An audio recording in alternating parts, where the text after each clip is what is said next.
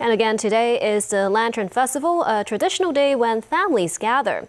Many of the Chinese diaspora who have moved abroad are passionate about searching for their family's roots. SakuraIp visited one of the families.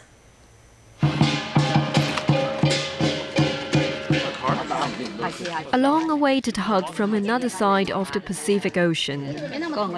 Getting a taste of home.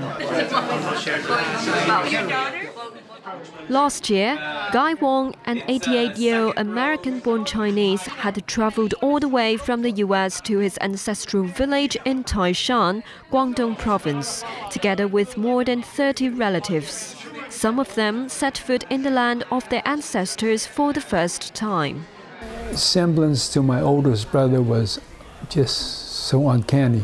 He looked just like my older brother. I said, I almost called him my older brother's name.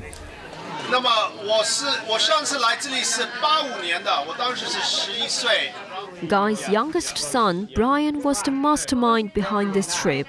He planned the journey with a family ancestry searching startup he invested in. Understanding one's heritage grounds you in a way that allows you a self-identity that's based on a real foundation of culture and history and heritage. And I think in a world today that is in constant flux, there needs to be something of constance, of permanence that we can all resort to or look back to. The family route searching company will send a research team, including scholars, to ancestral villages to collect information such as oral history based on records and materials provided by the families.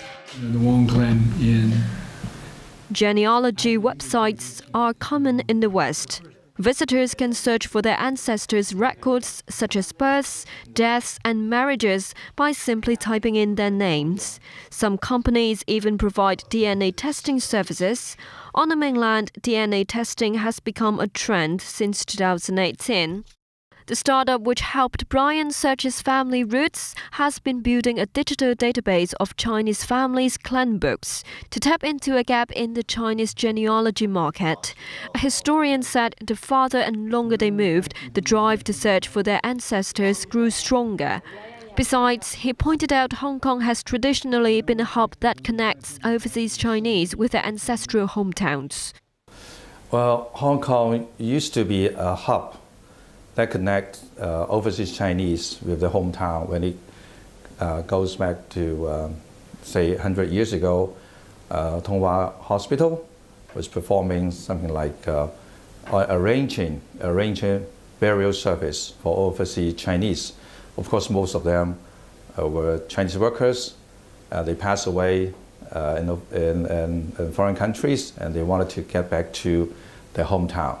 So Tonghua Group Hospital plays such an important role to help transferring tens of thousands of this kind of overseas Chinese workers back to their hometown.